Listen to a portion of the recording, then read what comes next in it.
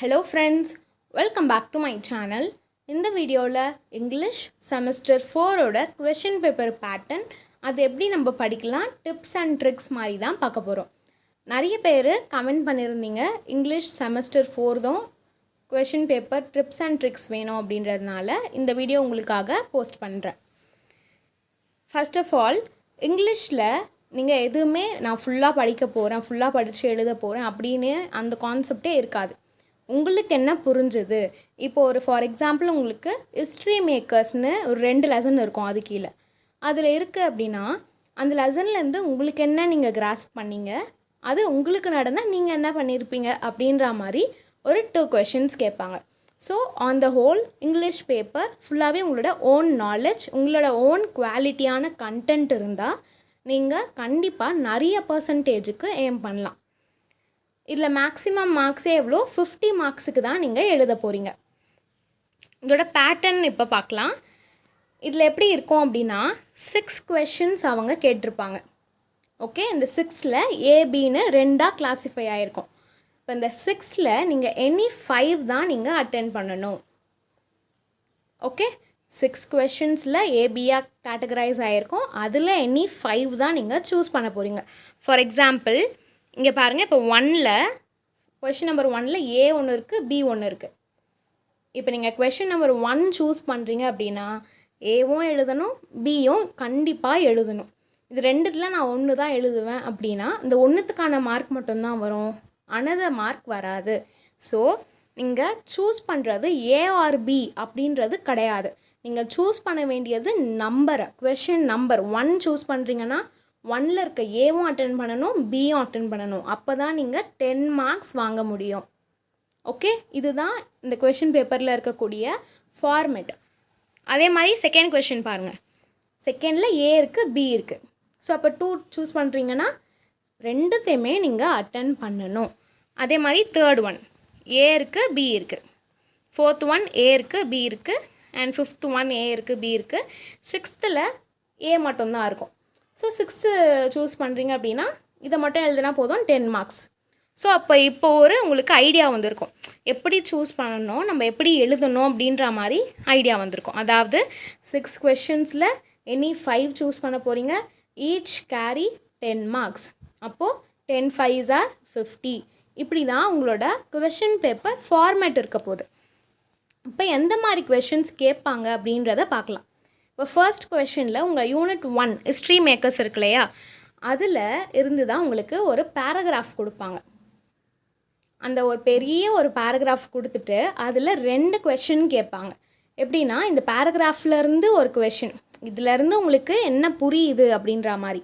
And second question எப்படி இருக்கும் அப்படின்னா நீங்கள் என்ன நினைக்கிறீங்க, உங்களோட நாலேஜ் சொல்லுங்கள் அப்படின்ற மாதிரி கேட்பாங்க. புரியுதா? ஒரு பெரிய பேராகிராஃப் கொடுத்துட்டு அதிலேருந்து உங்களுக்கு என்ன புரியுது ஒரு கொஷின். அண்ட் தென் நீங்கள் அந்த சிச்சுவேஷனில் இருந்தால் என்ன பண்ணுவீங்க, அது மாதிரி ஒரு question. So content based, passage based ஒரு கொஷின் இருக்கும், உங்கள் பேஸ்டு ஒரு கொஷின் இருக்கும். அண்ட் பியில் நீங்கள் ஏதாவது ஒரு ரைட்டிங் ஸ்கில்ஸ் பற்றி உங்கள்கிட்ட கேட்பாங்க. எப்படின்னா மைண்ட் மேப், பர்சனாலிட்டி பற்றி எழுதுறது, இல்லை ஆட்டோபயோகிராஃபி ஆர் பயோகிராஃபி. இந்த 3த்துலேருந்து ஏதாவது ஒன்று மட்டும் அவங்க கேட்பாங்க. அது நீங்கள் எழுதுகிற மாதிரி வரும் 2 மார்க்ஸ்க்கு. ஓகே, அப்போ 1 அட்டன் பண்ணுறீங்கன்னா பேசேஜ் கொடுத்துட்டு எழுதுறதுல 8 மார்க்ஸ் அண்ட் நீங்கள் ரைட்டிங் ஸ்கில்ஸில் 2 மார்க்ஸ். அண்ட் அதே மாதிரி செகண்ட் ஒன் பார்க்கலாம். செகண்ட் ஒன்லேயும் செகண்ட் யூனிட்டில் இருந்து கேட்பாங்க. ஃபஸ்ட் யூனிட் எப்படி சொன்னேனோ அதே மாதிரி ஒரு பேராகிராஃப் பெருசாக கொடுத்துட்டு அதிலேருந்து ஒரு கொஷின் அண்ட் நீங்கள் அந்த சிச்சுவேஷனில் எப்படி ஃபேஸ் பண்ணுவீங்க அப்படின்ற மாதிரி ஒரு கொஷின். ஸோ இங்கிலீஷ் பேப்பர் பொறுத்த வரைக்கும் நீங்கள் எழுத போகிற கண்டென்ட் ரொம்ப குவாலிட்டியாக இருந்ததுன்னா அதுக்கான மார்க்ஸ் கண்டிப்பாக வரும். அண்ட் பியில் என்ன கேட்குறாங்கன்னா இது ஒரு writing skills, Journal writing, travel writing, இல்லைன்னா இட்னரிஸ் அண்ட் செக்லிஸ்ட். இதெல்லாம் வந்து ஈஸி. நீங்கள் எங்கேயாவது வெளியில் ட்ரிப் போகிறீங்க அப்படின்னா என்னென்ன எடுத்து வைக்க போகிறீங்க, உங்களோட செக்லிஸ்ட்டில் என்னென்ன இருக்கும் அப்படின்ற மாதிரிலாம் இருக்கிறது தான் இந்த செக்லிஸ்ட். ஸோ இதுலேருந்து ஏதாவது ஒன்று ரைட்டிங் ஸ்கில்ஸ் அவங்க கேட்கலாம். ஸோ அப்போ இதுலேயும் உங்களுக்கு என்ன கிடைக்கிது, 10 மார்க்ஸ் கிடைக்கிது. அண்ட் தென் தேர்ட் ஒனில் தேர்ட் யூனிட்லேருந்து ஒரு பேசேஜ் கொடுத்துட்டு அதிலிருந்து கொஷின்ஸ் கேட்பாங்க. அண்ட் பியில் பார்த்தீங்கன்னா ரைட்டிங் ஸ்கில்ஸில் reading a news article and presenting a critical moment, give details of social issue and ask for an opinion, comment on any interesting topic, give a situation or context and ask for a note of appraisal. இது மாதிரி questions அவங்க கேட்கலாம். எப்படின்னா ஒரு news article ஒன்று கொடுத்துட்டு அதை நீங்கள் கமெண்ட் பண்ணுங்கள், அதை பற்றி நீங்கள் சொல்லுங்கள் அப்படின்றது தான் கமெண்ட் பண்ணுறது. அதே மாதிரி சோஷியல் இஷ்யூ ஏதாவது ஒன்று கொடுத்துட்டு உங்களோட ஒப்பீனியன் என்ன அப்படின்னு கேட்பாங்க. இப்போ for example child abuse, air pollution, water pollution, இந்த சோஷியல் இஷ்யூ கொடுத்துட்டு அதோட ஒப்பீனியன், உங்களுக்கு என்ன ஒப்பீனியன் இருக்குது அது மேலே அப்படின்ற மாதிரி கேட்பாங்க. அண்ட் ஒரு இன்ட்ரெஸ்டிங்கான ஒரு டாபிக் கொடுத்துட்டு அதில் கமெண்ட் பண்ணுங்கள் அப்படின்னா உங்களோட தாட்ஸ் எழுதுங்க அப்படின்னு கேட்பாங்க. அண்ட் ஒரு கான்டெஸ்ட் ஒன்று கொடுத்துட்டு அந்த சிச்சுவேஷனுக்கு ஏற்ற மாதிரி நீங்கள் எப்படி எழுதுவீங்க அப்படின்ற மாதிரி கேட்பாங்க. இதெல்லாம் தான் உங்களுக்கு தேர்ட் கொஷனில் வரக்கூடிய 2 மார்க்ஸ். அண்ட் ஃபோர்த் யூனிட்லேருந்து ஒரு பேசேஜ் கொடுப்பாங்க, அதுலேருந்து ஒரு கொஷின் அண்ட் உங்களை பேஸ் பண்ண ஒரு கொஷின் கேட்டுட்டு 2 மார்க்ஸில் என்ன இருக்குதுன்னு பார்க்கலாம். Right and acrostic on a given word or read the following hints and develop it into a story. இந்த acrostic given wordனா ரொம்ப ஈஸி. ஃபார் எக்ஸாம்பிள் அவங்க டீச்சர் கொடுக்குறாங்கன்னு வச்சுக்கோங்களேன். அக்ரோஸ்டிக்னா என்னன்னு சொல்கிறேன்.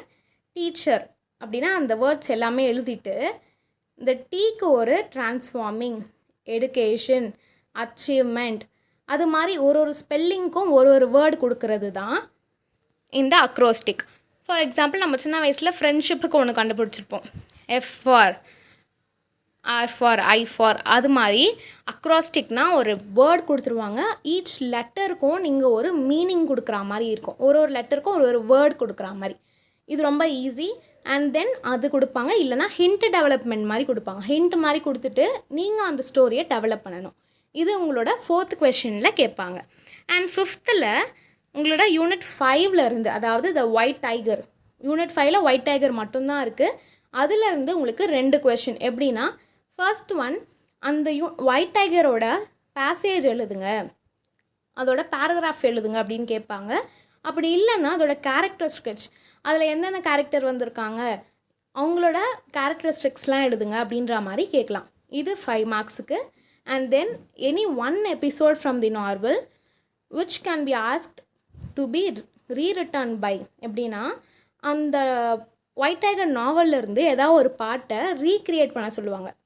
Recreate R changing the ending are adding events episodes on their own.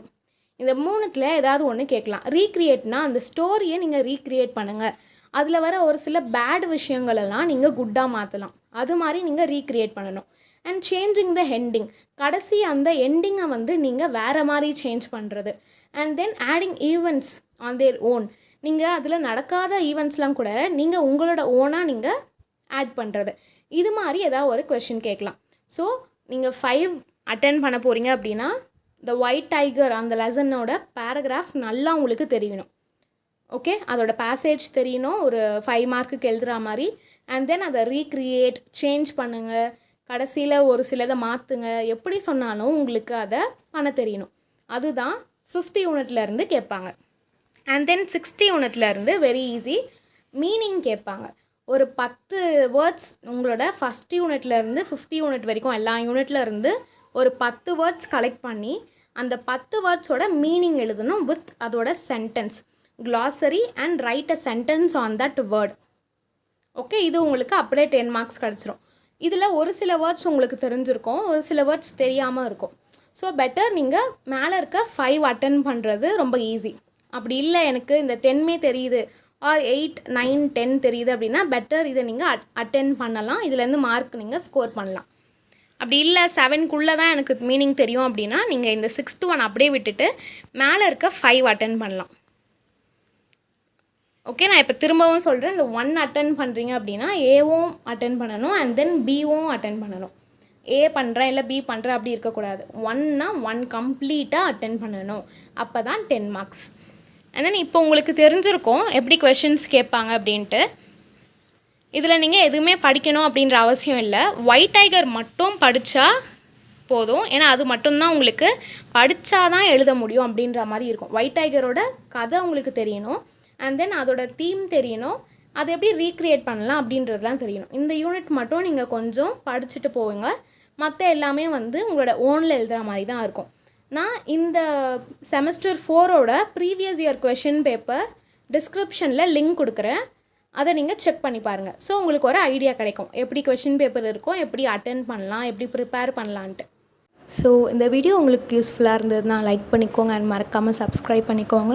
உங்கள் ஃப்ரெண்ட்ஸ்க்கும் இதை ஷேர் பண்ணுங்கள், அவங்களுக்கும் இது ரொம்ப யூஸ்ஃபுல்லாக இருக்கும். ஏதாவது டவுட் இருந்தால் கமெண்ட் பண்ணுங்கள், நான் உங்கள் டவுட் கிளியர் பண்ணுறேன். அண்ட் தேங்க்யூ ஃபார் வாட்சிங்.